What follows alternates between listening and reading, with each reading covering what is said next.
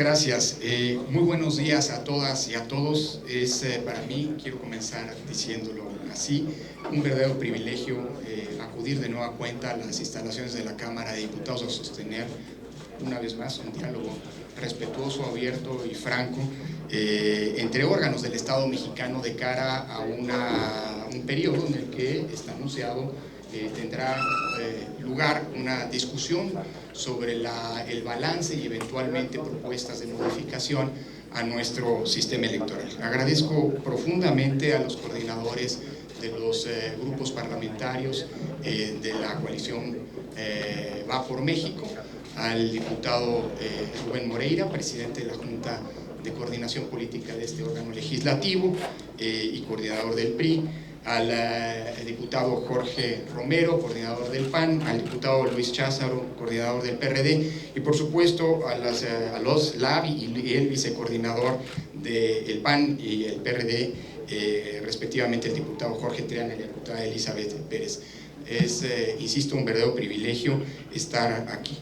En segundo lugar, reiterar lo que hemos venido haciendo desde la fundación del propio Instituto Nacional Electoral, no solamente por convicción democrática, sino también por convicción personal de quienes integramos al instituto. La democracia significa ante todo la capacidad de procesar las legítimas diferencias de quienes conviven en una sociedad en temas políticos y no solo, a través del diálogo y de la construcción de consensos. El Instituto Nacional Electoral siempre, un servidor en lo particular, siempre agradeceremos la posibilidad de establecer espacios de diálogo, siempre y cuando estos sean abiertos, francos y respetuosos. Y esto quiero subrayarlo, lo he hecho hace algunos días a través de redes sociales, implica el agradecimiento a poder estar con ustedes esta mañana, al agradecimiento a participar en otros espacios que de manera paralela se llevan también en esta Cámara. La próxima semana tendré el privilegio de también participar en una serie de discusiones, y también aprovecho para decirlo de las invitaciones que he venido recibiendo de diversos grupos parlamentarios para participar en sus sesiones plenarias, tanto de la Cámara de Diputados como de la Cámara de Senadores.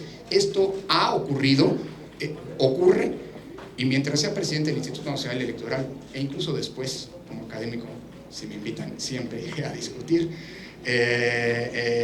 porque creo que es parte de mi responsabilidad y no solamente, y parte de la normalidad democrática. Entiendo que hay quien se sorprenda que el presidente en línea acuda a reuniones de los grupos parlamentarios, pero lo digo sin medias tintas y con mucho orgullo. Esto ha ocurrido en el pasado, seguirá ocurriendo, y me ha permitido a mí tener interacción, eso, respetuosa, para discutir los distintos temas de la agenda electoral, tanto con las bancadas en distintos momentos parlamentarias del Partido Verde, del Partido del Trabajo, del Movimiento Ciudadano, del PRD, del PAN y del PRI, y también de Morena. Así que agradezco muchísimo las invitaciones que en el pasado se han hecho y la reiteración de que siempre van a contar con el Instituto Nacional Electoral, no solamente para poder, insisto, dialogar, discutir los temas que sean del interés y de la competencia de los grupos parlamentarios y de las cámaras legislativas, sino también reiterar desde ahora el ofrecimiento que desde el momento en el que el diputado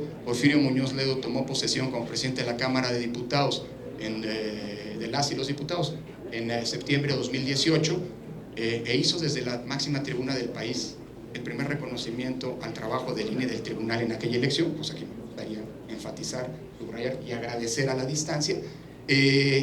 Como presidente del Instituto Nacional Electoral manifesté la disposición de siempre ofrecer y pedirles a ustedes que cuenten de manera permanente con toda la información y datos que permitan una discusión seria y objetiva, una discusión fundada en elementos, que es la única manera, que se pueden compartir o no, pero son datos objetivos, que es la única manera de poder realizar, me parece, un trabajo legislativo serio. Yo he preparado una presentación, hay muchos datos, quiero anticipar por cuestiones de tiempo y para no abusar, muchos de estos datos no me detendré en analizarlos, los señalaré meramente, pero esta presentación, insisto, contiene esa información que es pública, pero que me parece que es pertinente que se tenga presente de cara a una discusión que haga un balance y eventualmente propuestas de modificación del sistema electoral, me parece que son indispensables siempre tener en cuenta. Así que la presentación, desde ahora, insisto, está a su disposición con datos públicos, así que se puede disponer sin ningún problema de ellos. Yo quisiera dividir mi intervención en tres partes. Una que inevitablemente, y me parece indispensable de cara a la discusión de una eventual reforma electoral, me parece es fundamental. La democracia que hoy tenemos no se construyó en un día, es producto de una historia, de una larga evolución, y ha costado muchísimos esfuerzos de generaciones de mexicanas y mexicanos que poco a poco fueron modelando un sistema electoral que permitiera generar condiciones de equidad en la competencia, garantizar el respeto al derecho fundamental, político fundamental de las y los ciudadanos al voto, y generar los procedimientos que inyectaran certeza a la organización de las elecciones, pero sobre todo a sus resultados y por ende legitimidad a los órganos públicos que son electos. Y esto es imposible hacer sin una mirada retrospectiva. Hacer un balance de dónde estamos para poder juzgar hacia dónde vamos es imposible sin hacer una pausa en el camino, echar la vista atrás, recordar de dónde venimos, porque de no hacerlo podemos cerrar el camino hacia el futuro. Esto se está volviendo una costumbre, así que voy a citar un autor al que no solamente le tengo mucho aprecio intelectual, sino además afectivo. El otrora diputado Arnaldo Córdoba en su momento escribió que la historia es maestra de la política. Quien se olvida de la historia corre el riesgo de cometer los errores que ya ocurrieron en el pasado, o peor aún, invocar un camino regresivo. Así que analizar de cara a la discusión de una reforma electoral de dónde venimos y cuáles son las razones que nos han permitido llegar a donde estamos son indispensables para poder hacer un juicio, un balance sobre lo que hoy tenemos, pero sobre todo enderezar la ruta hacia donde queremos como sociedad encaminar. En un segundo momento quisiera hacer un balance justamente de lo que hoy tenemos. Es decir, nuestro sistema electoral, decía, es producto de una larga transición. Las reglas del actual modelo electoral emanaron de la última reforma hasta ahora realizada, la de 2014, y creo que es importantísimo pues, hacer con datos, no con otra cosa, no con apreciaciones subjetivas, esas son válidas, pero aquí lo que me importa es poner datos sobre la mesa sobre cuáles son los resultados que ha arrojado en 8 años y medio el modelo electoral derivado de la reforma 2014. Y finalmente quisiera hacer unas reflexiones, ahí sí ya apuntando hacia el futuro, respecto de la posibilidad o no, la pertinencia o no de una reforma electoral que modifique las reglas del juego democrático en nuestro país. En ese primer sentido, y de nuevo pidiendo una disculpa, pero para mí, de dónde vengo, por quién soy, hacer una referencia histórica resulta fundamental y me parece que debería ser el punto de partida de un análisis de una eventual reforma electoral. Quisiera poner sobre la mesa un par de ejes articuladores. El primero es que nuestra transición a la democracia es una transición sui generis.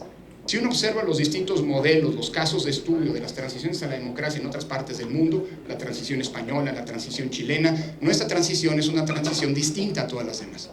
Porque no implicó una ruptura, no implicó un momento de ruptura radical con un pasado autoritario, ni tampoco una refundación del régimen que trajera como consecuencia un nuevo orden constitucional.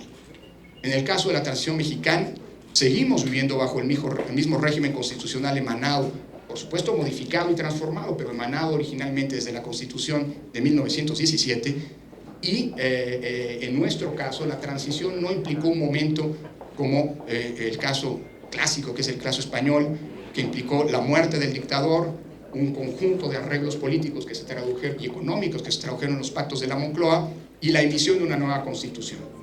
Los españoles, al cabo de 2 elecciones con el nuevo régimen constitucional, prácticamente vivieron ya un periodo de alternancia que se normalizó en aquel país y que en muy poco tiempo les permitió hablar de una democracia consolidada. En el caso nuestro no. La historia mexicana es una historia de cambios graduales, paulatinos, consecutivos, que implicaron ciertamente momentos de retrocesos, ensayos, errores. Quien no recuerda la tristemente célebre cláusula de gobernabilidad, que implicó claramente un retroceso en los años 80 y principios de los años 90 en ese proceso paulatino de construcción de nuestra democracia. Sin embargo, Esta particularidad de la transición mexicana no ha sido un óbice para la profundidad que la misma ha supuesto.